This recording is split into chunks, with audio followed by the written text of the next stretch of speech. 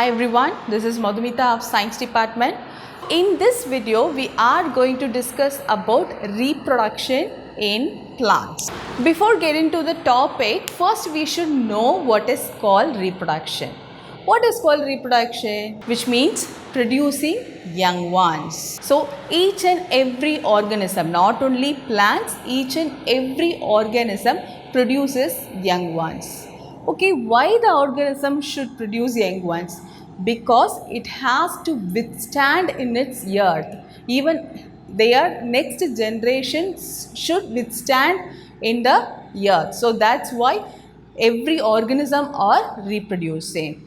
So here when we talk about the plant reproduction, there are two different kinds of reproduction is there. One is asexual reproduction and another one is sexual reproduction. So in this video just we are going to discuss about asexual reproduction. So before that we should know what are these. So in the case of asexual reproduction, there won't be any seed formation. There is no gamete formation, there is no fertilization, so there is no seed formation. Without seed, the plant produces young ones. So that is called as asexual reproduction. In the case of sexual reproduction, everything will be there like gamete formation, fertilization. So as a result of that, seed also will get produced. So through the seed a new plant will be produced.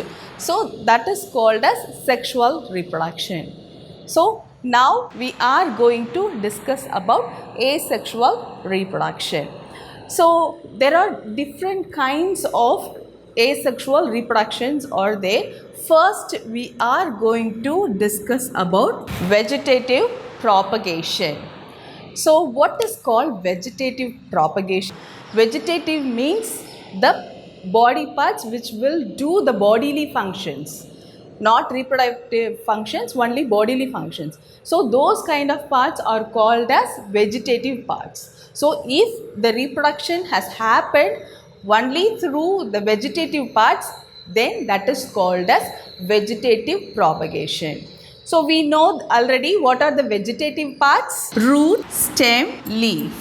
So the reproduction has happened, which means the producing young ones has happened through the root or through the stem or through the leaf.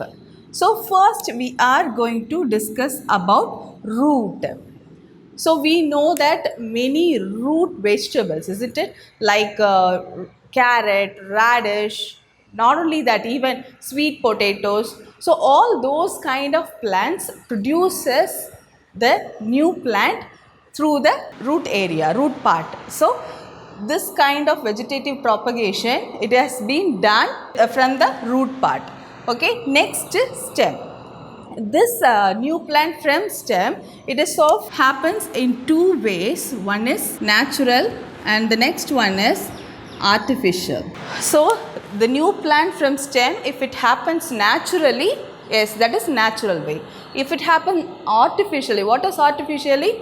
With the help of a man will do that work. So that is called artificial way. Okay, so first we are going to discuss about natural way. I hope you know potatoes. Okay, yes, if you just leave a potato for 1 or 2 weeks, after that if you see that you could see small buds, it just starts to grow there, isn't it? And also if you just see that potato so closer, you could see many black colored dots on it. Do you know what is that? Those are called as eyes. Those are called as eyes of potato. So the buds, it starts to grow from each eye. So what we will do, we will just cut the eye part and if you just plant that, or else if you just leave the potato there itself, it starts to grow into a new plant. Okay, so not only this potato but also ginger, so many kind of onion, so those kind of plants produces young one with the help of the stem. Then there is one more natural way is there, that is by producing runners. What is called runners? We know that stem it always grows upwards like this. Okay, in some kind of plants like strawberry or peppermint, some stem it just grow along the ground. It won't grow straight as the normal stem. So this is called as runners. While it just grow along the ground, in each node it produces a small bud, and this small bud develops into a new plant. So even after if you cut the runner, it just produces a new plant. So by producing runners also, this runners it is also called as stolon. So by producing stolon also, some plants like strawberry or peppermint, it produces new plant. So these two that we have discussed is natural way. Now we are going to discuss about artificial way. How has anybody are doing like that? Yes, of course we are. So first one is grafting. So mostly this grafting, for getting the desirable quality plants, the farmers will do grafting. What is that desirable quality plants? For example, there is a mango tree which gives very sweetest fruit. Okay, there is one more mango tree. It just give a very big mango, but it is not so sweet. So in that case, what farmers will do, they will just collect both the plant, which means the root of one plant and stem of another plant, and they will just make that together and they'll tie that so tight with the help of cotton cloth. Okay, so later it will just develop into a new plant. For example, see, they will take root of one plant and this is called as scion, and they will take the shoot part of one more plant and this is called as stalk, and both the plants it just be together and they will tie that by using cotton cloth. So when they do like this, so this offspring, which means the daughter plant which contains both the desirable characters, which means very big mango with sweetest taste. Okay, so for getting desirable characters, the farmers will do grafting. Then next kind, it is cutting. So generally many of us will do this cutting. What is called cutting? Just they will cut the stem part with some nodes and internodes. They will cut from a place and they will make it grow in some other place. For example, we can say drumstick, hibiscus, rose, many kinds of plants. They will just cut the portion of stem and they will plant that in some other place. It starts to grow as a new plant. Okay, so the second method is cutting.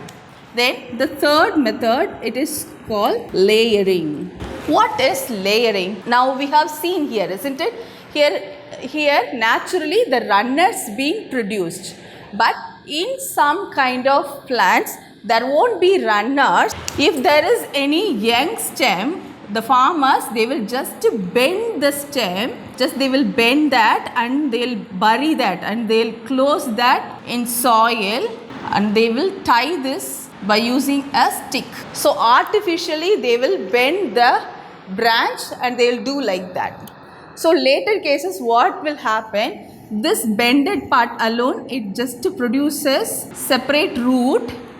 Then after that, even if you cut, then it will become as a new individual. So this method, it is called as layering. So what else we have discussed here in artificial method? Grafting, cutting and layering. So these are all comes under the stem, new plants from stem.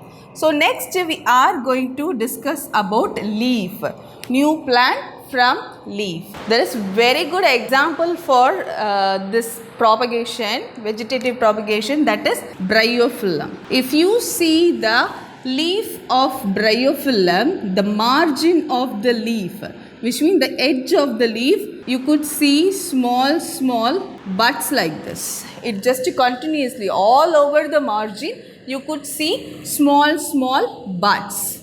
So what will happen to this bud? Later it is being detached from this leaf and it fall off somewhere and it grows into a new plant. So through the leaf also the reproduction happens. The very good example is leaf of bryophyllum. So far we have discussed about vegetative propagation. Next we are going to discuss about one more kind of asexual reproduction, that is budding. So budding in the sense it produces very small buds on it.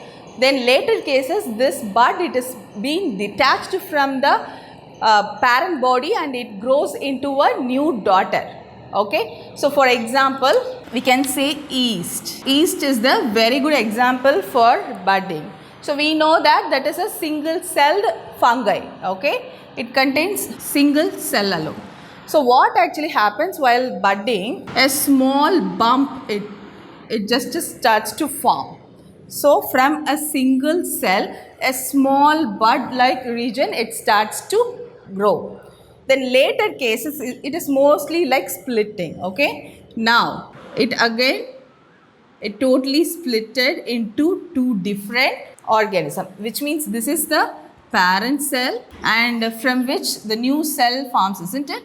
This is called daughter cell. So not only single daughter cell, there will be sometimes a chain of daughter cells you could see.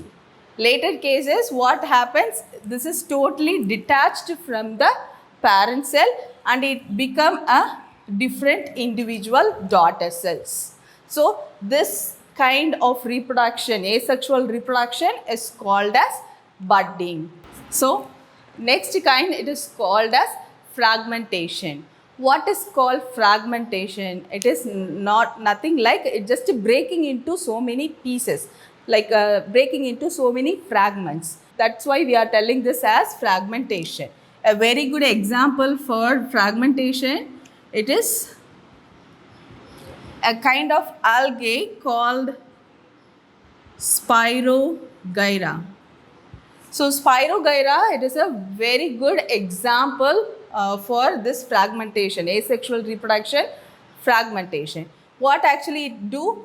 It just the single organism, it just being cut and it will become as a two different organism. Okay, so this kind of asexual reproduction, it is called as fragmentation. So we have seen fragmentation, isn't it? So through fragmentation, this algae called Spirogyra, it just break down into so many pieces, not only two pieces, it just break into too many pieces and it just produced young ones so rapidly, so fastly. Okay, so fast.